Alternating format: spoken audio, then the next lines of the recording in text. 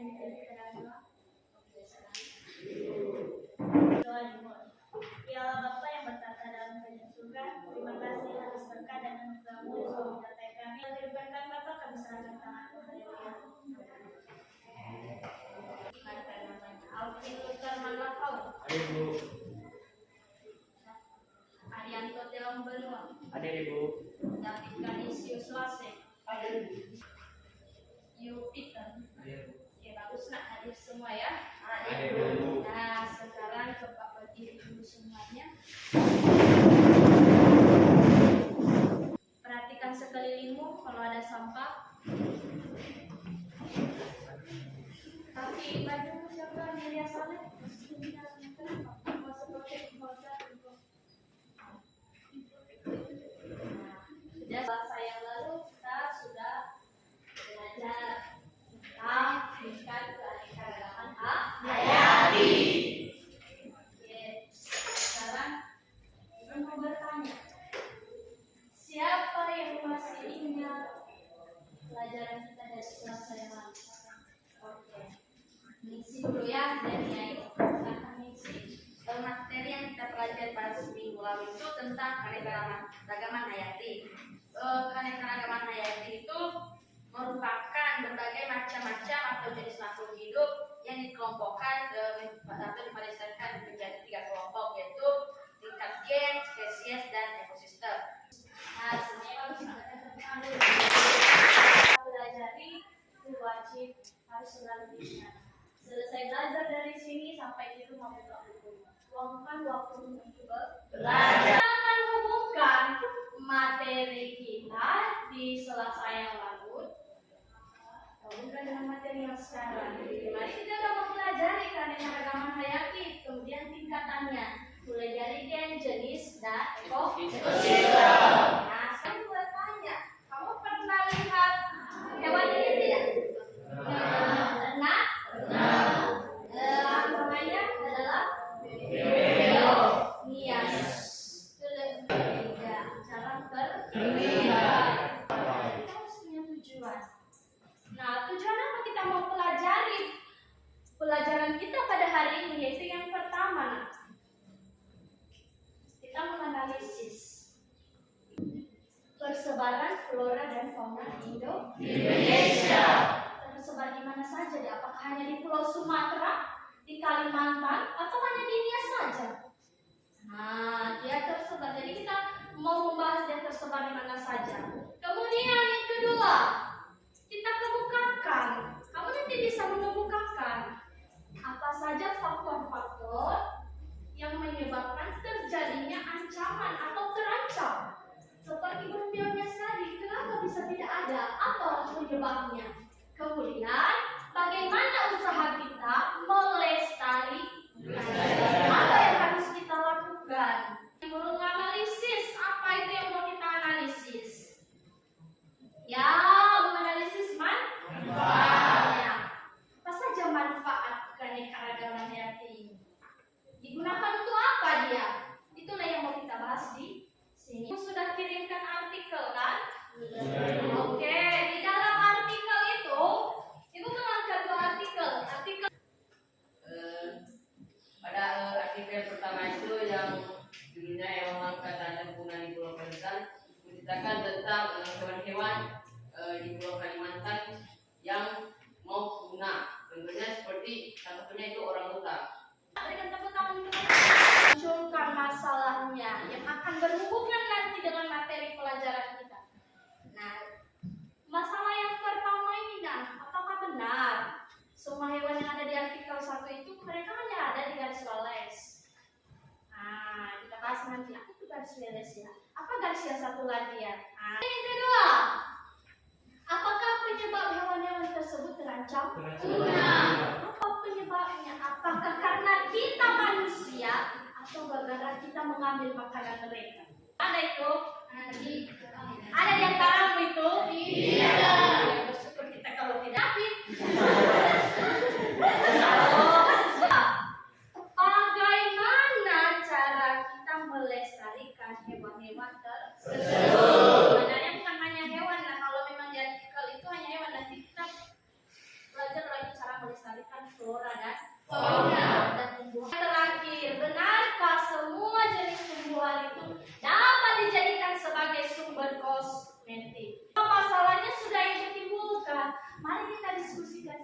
bersama-sama. Sama seperti sebelumnya, bentuklah kelompok berdasarkan kelompokmu yang hari Selasa yang lalu. Gimana? Berhasil semua di kelompoknya?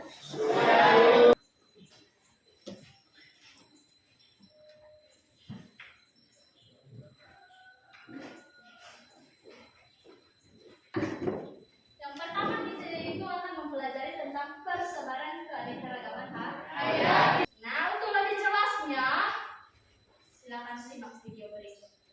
Sebelumnya, kamu harus tahu dulunya jika penyebaran fauna di Indonesia diakibatkan oleh letak geografi wilayah Indonesia yang dilewati oleh dua garis layar, yaitu garis Flores dan garis Weber.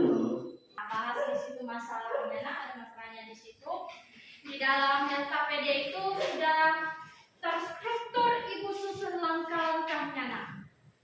Nah, ada artikel juga di situ, baca, karena kamu mengamatinya itu bukan hanya dari bahan ajar. Kamu referensimu dari video, bahan ajar, buku paket sudah dipinjam semua. Jadi pertama itu dipecahkan oleh kelompok 1 dan 2. Ya, bisa dipahami? Bisa. Ada yang kurang dipahami nggak apa-apa? Oke, anak. Kan ini sudah dijelaskan dari peristiwa dan penyebab. Nah, yang kami pertanyakan di sini Bu, bagaimana cara penyebaran gambar?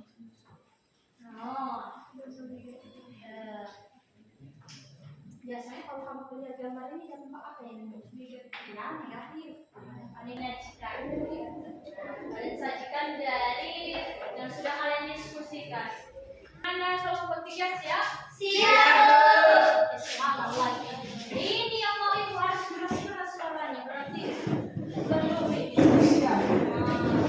Baik, terima kasih kesempatan yang telah diberikan kepada kami kelompok 3 untuk menyajikan hasil diskusi kami. Nah, baik, langsung saja pada materi kami ini akan disajikan oleh Ningsih Sri Astuti Tialaw. Waktu dan tempat dipersilakan. Baik, terima kasih kesempatan yang telah diberikan kepada saya. Pada materi ini kami akan membahas dua masalah. Yang pertama, apakah penyebab hewan-hewan tersebut terancam punah? Yang kedua, apa saja fauna yang mengalami kepunahan? Nah, kita akan memecahkannya secara bersama-sama tapi satu persatu. Yang pertama, apakah penyebab hewan-hewan tersebut terancam punah? Nah, hewan-hewan itu terancam punah disebabkan oleh dua faktor. Yang pertama dapat disebabkan oleh faktor alam, yang kedua disebabkan oleh faktor manusia atau aktivitas manusia. Nah, yang disebabkan oleh faktor alam itu dapat berupa gempa bumi, gunung meletus, banjir, longsor, badai. Nah, karena faktor alam ini dapat membuat lingkungan menjadi rusak sehingga para hewan-hewan kehilangan habitat atau tempat tinggalnya. Nah, yang disebabkan oleh aktivitas manusia itu berupa perburuan liar, pembuangan limbah sembarangan, membakar hutan dengan sengaja, meracuni lingkungan dengan zat berbahaya. Nah, karena aktivitas manusia ini membuat hewan-hewan langka yang ada di Indonesia ataupun di seluruh dunia menjadi punah, dan mereka juga membakar hutan yang merupakan habitat atau tempat tinggal hewan-hewan tersebut. Dari kelompok 2 ingin mengajukan sedikit pertanyaan, yaitu apa saja faktor-faktor yang menyebabkan flora dan fauna bisa terancam punah? Kami akan menjawab pertanyaan dari kelompok 2 yang dimana pertanyaannya, mengapa flora dan fauna bisa terancam punah? Yaitu ini diakibatkan karena penggunaan ekosistem seperti limbah industri baik udara, air dan darat yang masih terjadi. Kemudian bencana alam seperti gunung meletus, tanah longsor dan tsunami. Kasih atas jawabannya, kami memiliki sedikit sanggahan, yaitu kenapa limbah industri itu bisa mengakibatkan flora dan fauna itu bisa terancam punah? Masalah ini industri bisa menyebabkan. Tadi kamu yang mengatakan limbah industri, coba jelaskan.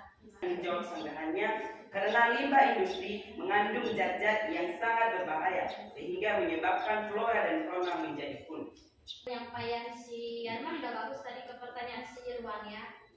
Dia menanyakan bagaimana limbah industri itu bisa menyebabkan terancamnya kepunahan flora ataupun fauna. Nah,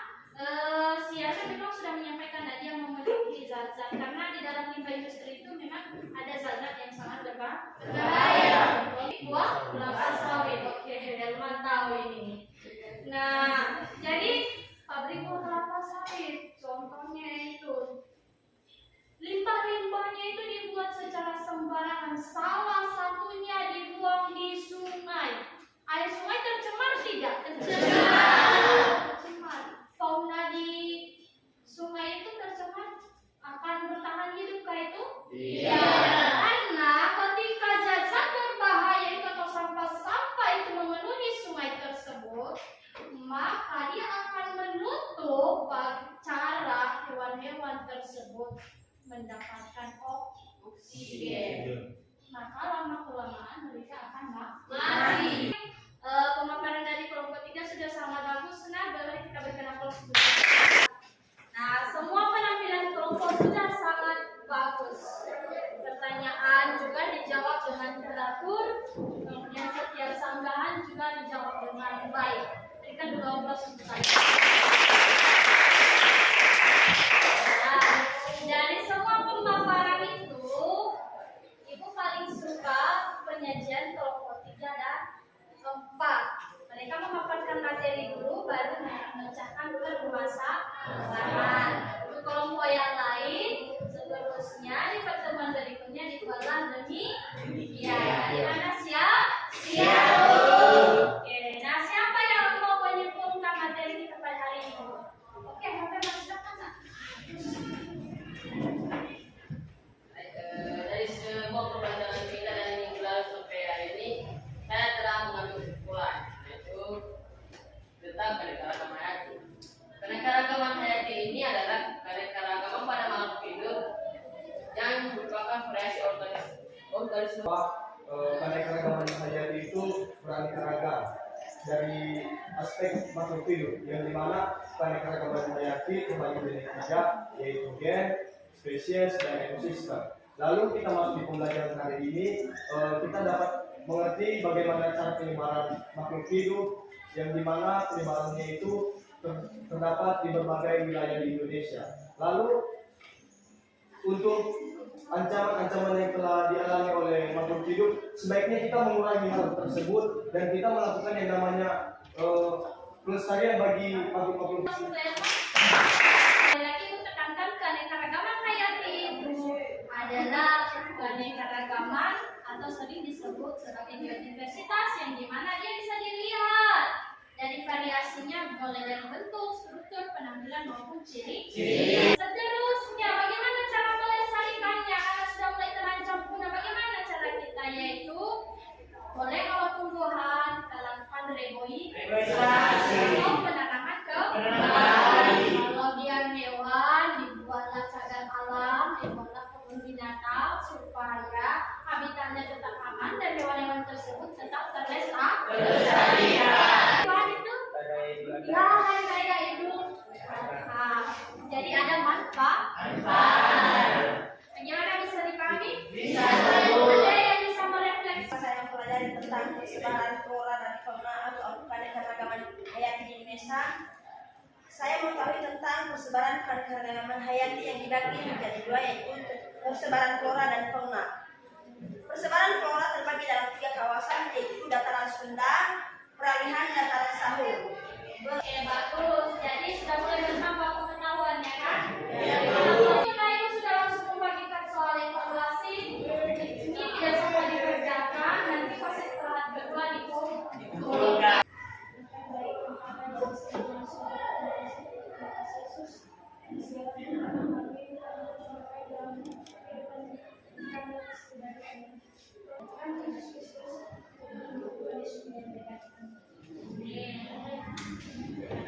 Nah, untuk pertemuan berikutnya, kita akan mempelajari tentang klasifikasi makhluk. Silakan dibaca-baca, cari referensi sebanyak-banyaknya supaya di pertemuan berikutnya kita lebih ada umpan balik. Bagaimana, siap? Nah, demikian pelajaran kita. Nah, mohon maaf kalau dalam penyampaian materi pada hari ini terdapat banyak kekurangan. Semoga di pertemuan berikutnya bisa memperbaiki